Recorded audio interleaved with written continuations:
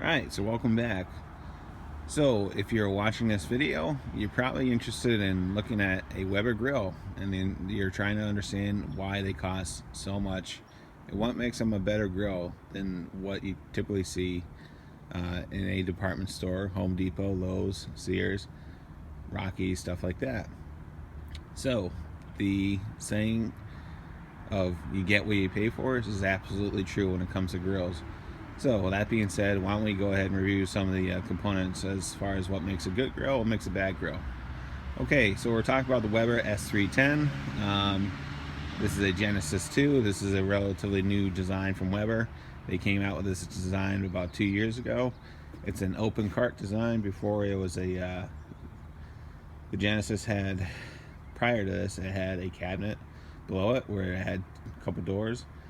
They changed this design again approximately 2 years ago, where they went to an open cart design, which is essentially a throwback to the Genesis Silver line before they changed it. So this is a stainless steel model of the Genesis. All right. So with this model, you get a stainless steel grill, you get stainless steel grates, and then you also get stainless steel flavorizers and deflectors, right? So what makes a good grill, right? So the first thing you want to do is when you look at any grill at any department store is look at the firebox, right? So on the Webers, they use a aluminum firebox, right? So what's nice about this, it's all aluminum all the way around, and there's no sheet metal in their box design. What's nice about this is it's never going to corrode, it's never going to rust, it's not going to fail in 5 years. It's really in there for the long haul. Most cheap grills you're going to see out there, everything out here is the firebox is made out of sheet metal. Take a look at it, open up any grill you're going to look at, and you're going to see a sheet metal box. Not only is that going to rot out within 2 or 3 years, it's also going to take away from your performance as far as cooking. Okay, so what we're going to do is we're going to actually pop off the grates. These are stainless steel grates. You can also get them with cast iron, depending on what you want to spend. But let's take a look at the burner design. Okay, so looking at the burner design, one thing you want to look at is the flavorizers or the flame tamers, or whatever you want to call them. Typically with lower end grills, these are just going to be made out of sheet metal, and what's going to happen, they're going to rust. On the Webers, you can either get the stainless steel versions, which these are, or they're going to give you ones that are porcelain coated, right, which is going to help them last longer. But again, as far as the construction of the firebox, what you're going to see is there's no sheet metal in here as far as the way that they're mounted on. Everything is formed into the firebox, right, and everything's solidly mounted. So what will happen is over time, you'll get wear, but at the end of the day, nothing's going to rot in here as far as being able to reattach the burners to the firebox. There's always going to be a positive place where you can do the mounting on it. So as far as looking at the burners, these are the new burners from Weber. They get very hot, I can tell you that from experience. All right. So down below, there's also heat deflectors. So as the burners are running, these deflectors will actually heat up and radiate heat back to your cooking surface. All right. So again, looking at the firebox, everything is aluminum. There's no steel in this. So again, if you look at the cheaper end grills, you're going to see the firebox is all made out of steel, and that's what's going to rust out within 2 or 3 years, and you're throwing your money away. Alright, so with any grill, you want to also look at the hood design, because the hood design has a very big contributing factor in how the grill performs. Alright, so with any grill out there, you're going to have a top and the sides. So the sides on this one are made out of cast aluminum, okay, and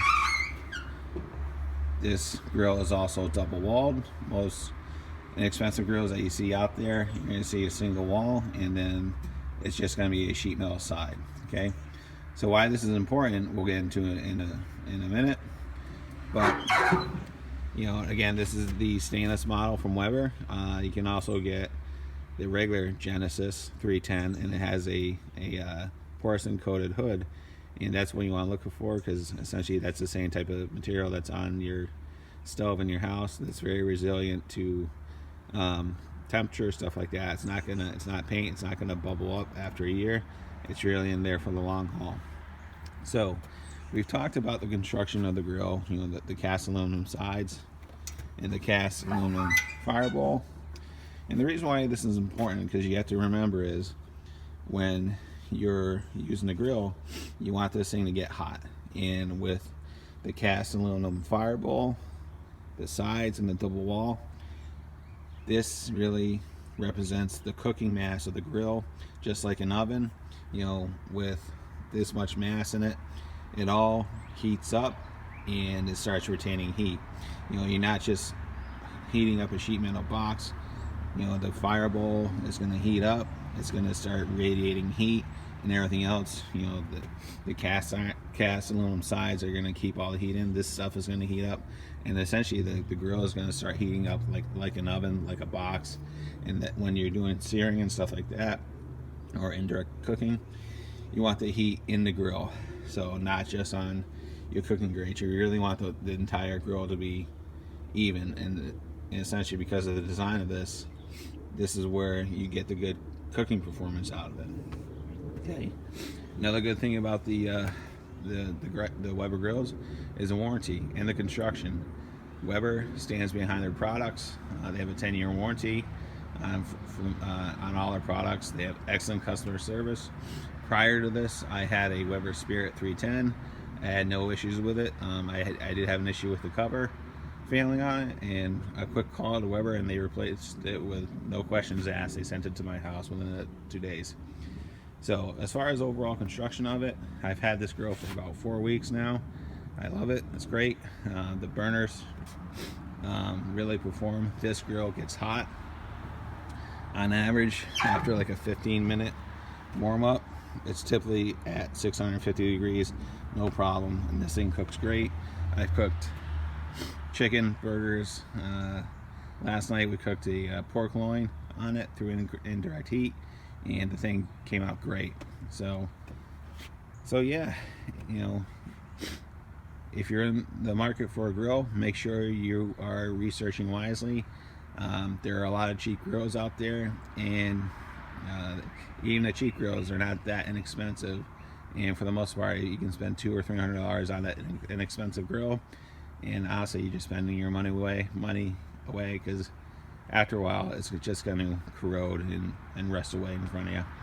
So as far as, again, construction of the grill, all the cart material, it's not painted, it's powder coated, so that is going to be resilient to rust. You know, they are not rust proof, so always make sure you use a cover on it.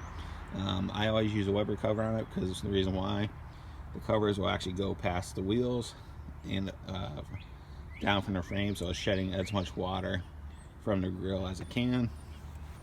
This one has an open cart design where the grease pan is listed below. I'm not too crazy about that, but it is what it is. So they use quality hardware. There's no cheap stuff on here. Over on the side, they improved their gauge design for measuring gas in the tank, but it does work pretty well. It's pretty accurate. This does come with the iGrill 3 in the event that you want to buy the Bluetooth capable thermometer, where you can monitor the cooking temperature when you're away from the grill. So in closing, do your research. There are good grills out there, there are bad grills. Once you start looking at it, you'll start to understand why. So I hope this was helpful. If there's any questions, comments, concerns, go ahead and leave them in the comments box, and I'll get back to you as soon as I can. Thank you, and have a good day.